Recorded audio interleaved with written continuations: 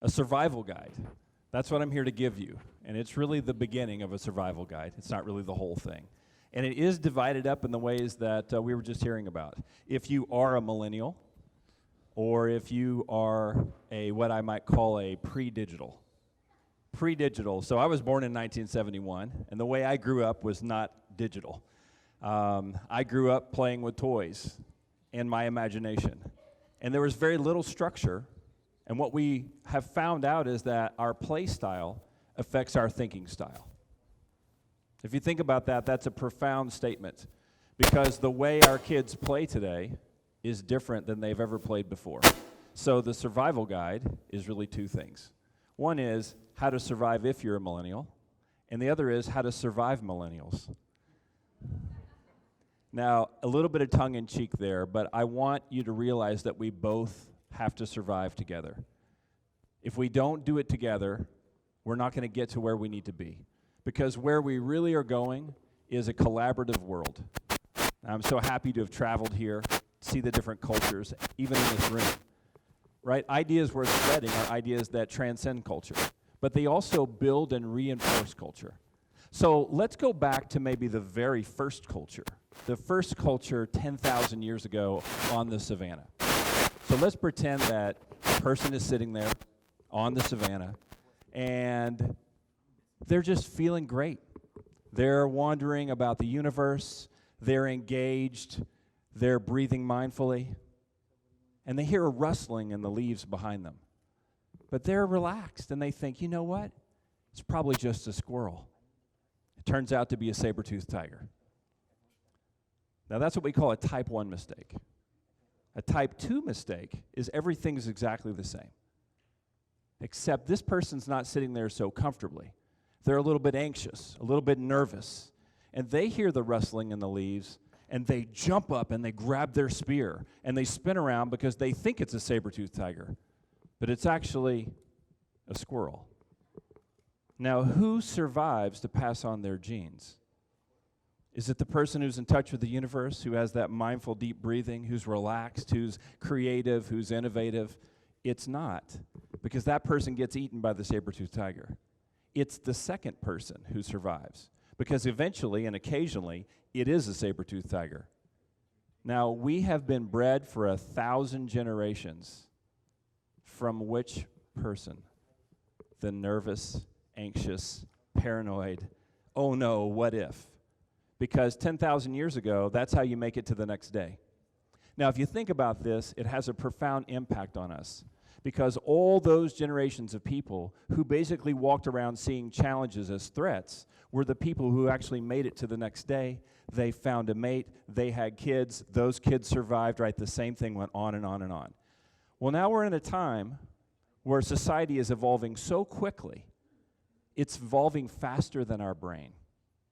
And that midbrain, some people call it the reptile brain or the primitive brain, it's geared to keep us alive. And when we face challenges today, we go into survival mode. Now, this is disrupting us in all kinds of ways.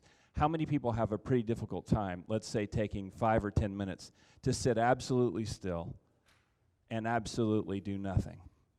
Just breathe. It's pretty hard to do. It is, because that brain, that midbrain, is getting triggered by our society all the time. Insta-webs and online this and that. Yes, I'm a PreDigital. I wasn't into all that stuff till recently. Those things come about because they're grabbing our attention. They're leading us in a direction, which typically is a marketing direction. Now, how do you feel about that? How do you feel about being turned towards something that's maybe not what you want to pay attention to? I think there's a profound disconnect happening, because when we look at how we're changing as a society, we're now looking at two different groups of people that think in different ways. So let's focus right now on the survival guide as it relates to if you're a business owner. So just by a show of hands, how many of you are business owners, parents, or organizational leaders? One of those categories. Okay, that's about a half.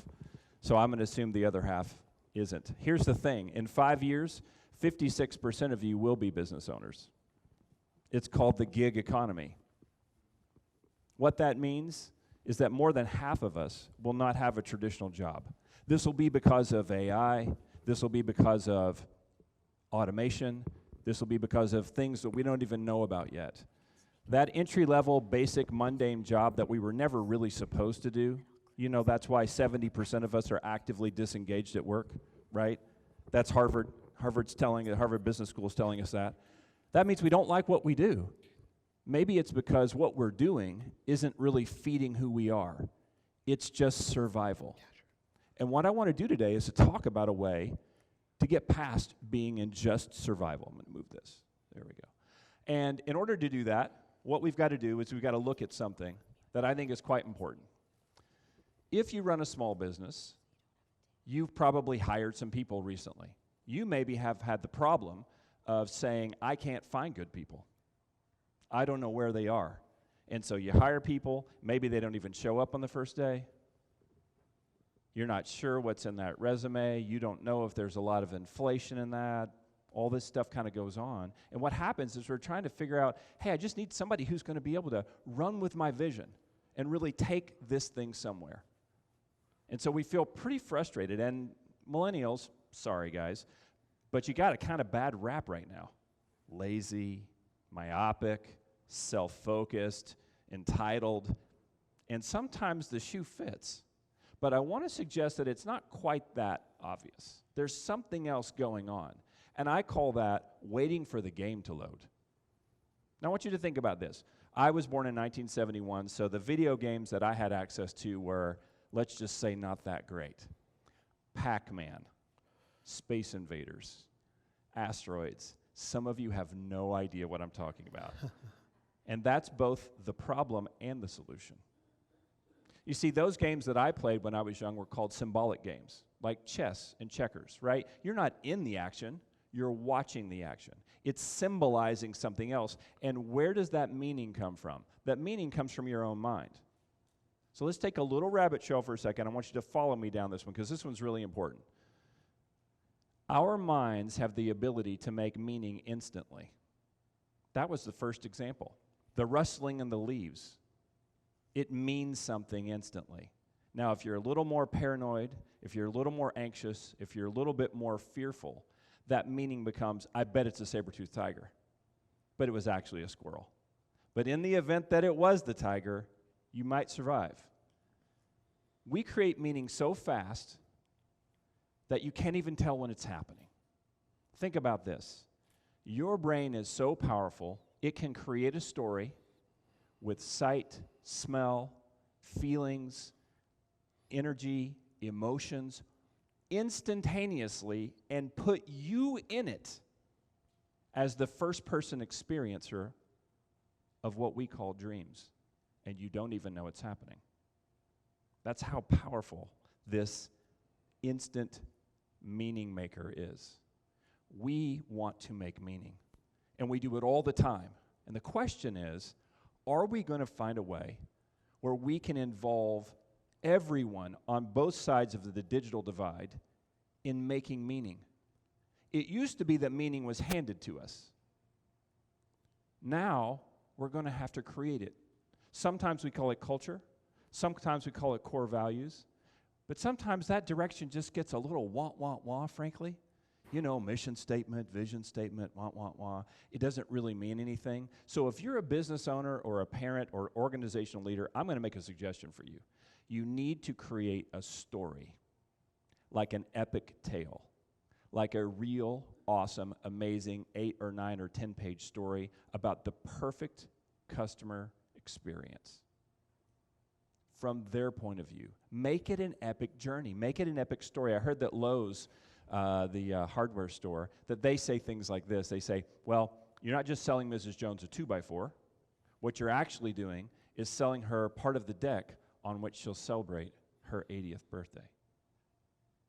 Well, which is it? It's both, right? It's both. You are just selling a 2x4. It is mundane and boring, right? But if you bring meaning to it, it doesn't have to be that way. Now, there's another problem that we encounter in this situation. It is that we have started businesses that are primarily designed to make money. Where's the meaning in that? Where's the epic journey that you're calling people into when you do that? It's not there. It's not there. And millennials are just brash enough to say so. Think about this. The average 20-year-old today will have how many jobs by the time they're 30? 30. 30 jobs. How many jobs did you have from the time 20 to 30? I had about 3. My parents probably had 1 or 2. Their parents and probably everybody all the way back to that savanna had 1. Survival. So this whole idea of being loyal to the company and just being a good employee and just showing up and just doing it because you're told to, that time is over.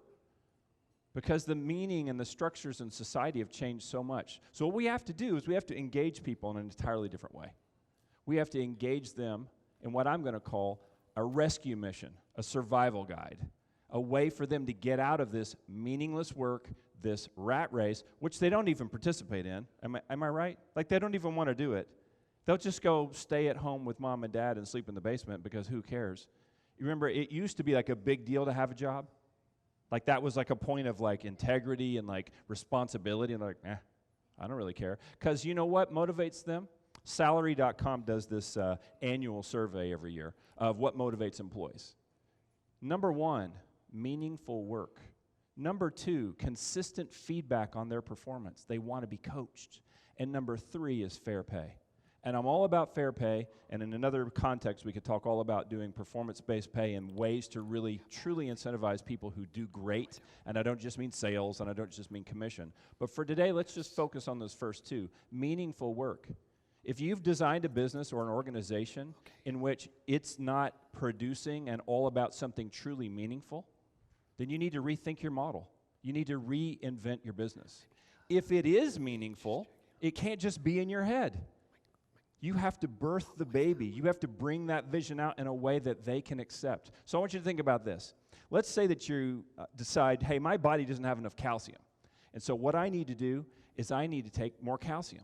So you look around at what's in the room and you find chalk. And you go, chalk has a lot of calcium. I'll just eat that. What's the problem? What's the problem? It's going to go right through you, and you're not gonna absorb any of that calcium. But if you had a glass of milk, or you ate some broccoli, that calcium does get absorbed. If you give your vision to your team in a way that they cannot absorb, which sounds like a want mission statement to be the best business in the Tri-County area, to do the whatever, that lame thing, you know, in the movie Office Space, you know, what's good for the company? It doesn't hold any meaning. And the reality is, it doesn't hold any meaning for you as the owner or the leader. It's just a statement that you're desperately clinging to try to get people to do what you want them to do. But we have to change. We have to change from getting people to do what we want to empowering people to do what they want to do. And I want to tell you something. Millennials, tell me if I'm wrong, they want to do something great. And they want to do it together. They're the most collaborative generation that we've ever seen. And here's what I compare them to. And you might think, well, now, why are you so up on millennials? You're kind of an old guy. Well, here's the thing. I'm the proud parent of 9 of them. Not owner. Parent. Okay, some of you are like, really? Okay, 3 of them are canines. And 6 of them are humans. All boys. And to me, they've saved my life. A few years ago, I was one of those business owners that we were thinking of in a minute, just a minute ago. Overweight, just grinding it out day after day, just work hard, try to survive. Kind of paranoid, kind of anxious, not a really happy person. I didn't look like this. I probably had an extra 50 or so pounds on me. And one day, my son comes to me and he says, hey, have you ever heard of this thing called a Spartan Race? We should do a Spartan Race. If you don't know what a Spartan Race is, it's the obstacle course racing, where you like crawl through the mud. It's like basic training in the Army, except they're not shooting at you. And you do it, you kind of pay to do it. Anyway, the whole net result of this is that it was outrageously fun. It took me 4 hours to go 3 miles. But they stayed with me. And I saw in their eyes how much they want to be connected, how much they want to do something epic and something meaningful. And I want to say, for all of you who are kind of negative on the millennials or the post-digital generation or whatever they're called, born after 1990, They're awesome. They're awesome, but they're waiting for the game to load. We need to give them a game worth playing. We need to give them the ability to join in something that's powerful. And I want to kind of close with this idea, guys. If you're going to do that, here's the idea you want to follow. You want to follow the idea of Noah's Ark. Okay, so there's a lot of flood myths in the world. So I'm not trying to make a religious statement here or anything, but we all have heard of Noah's Ark, the flood. I want you to think of the flood that's happening right now. It's a red ocean out there. Most businesses want this, as much work for as little pay as they can get away with, right? The more they pay their employees, the lower the bottom line, the profit goes down, right? But what do most employees want? They want the opposite, right? They want as much pay and benefits as possible and time off and perks for as little work as possible. We've all seen people watch the clock. We've all seen people kind of sneak out and sneak in because they don't what? They don't believe. Why don't they believe? Because they're millennials. No, they don't believe because we're not helping them find something to believe in. We're not empowering them to believe in something we believe in. So what do we believe in? Because if all we believe in is profit or control or keeping the status quo, we're going to have a big problem on our hands. In reality, we do have a big problem. 70% disengaged at work. So you get to be Noah. You get to build this ark, and here's what it looks like. In the red ocean of win-lose relationships in the economy, and I could apply this to family and I could apply this to education, but we'll stick with the economy for now. In that red ocean of dog-eat-dog, win-lose, there are people who want to get out. They want to do something meaningful. They want to get coached. They want to grow to their full potential. And you can say, well, their parents should have done this. Well, let me just tell you something. It didn't really happen that way. And so we're going to have to do something different in business. And what it is an ark. It's going to get them out of that red ocean, and it's going to have them working for you because they know working for you is going to make them a better person. It's going to help them grow. They're going to know how to look people in the eyes and have a real conversation, not just this all the time. They're going to know how to resolve conflict. They're going to know how to manage their time. They're going to know how to manage a project or even run a meeting or even organize a team. You're going to help them operationalize their vision in the midst of them operationalizing your vision.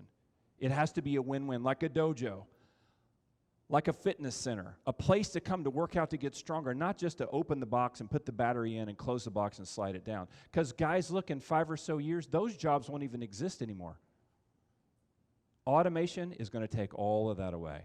So what I'm inviting you to do right now is to really look deep at what you're doing, why you're doing it. Are you creating an epic tale that calls to you? Because it might be time for you to reinvent what you're doing. And I want to tell you, there's a generation of people that can't wait for this game to load. They want to play it. They want to win. But they want to do it in a way that's meaningful and engages them. This is an opportunity in front of us. Now again, if we want to be those highly evolved, wonderful people that we're all working to be, we're going to have to change the way we think. And we're going to have to realize that we've been bred, literally for thousands of generations, to be kind of freaked out. And it's not getting any better because we know the effects of social media, constant distraction. We're not really relating to each other. What are we doing? We're relating to people's avatars, a highly curated version of someone else's life. That's not real relating. And that person shows up to work for you. Yeah, don't be angry. Be a coach. Help them out. If we do this, what we can do is create an economy. We can create a level of partnership and a level of meaning, yes, that we have to create. It's not just handed down to us, but it involves building a team that believes what you believe. So what do you believe? And how are you sharing it with your team in a way that they can digest? And how are you drawing that out of them and incorporating that into something fantastic? Thank you.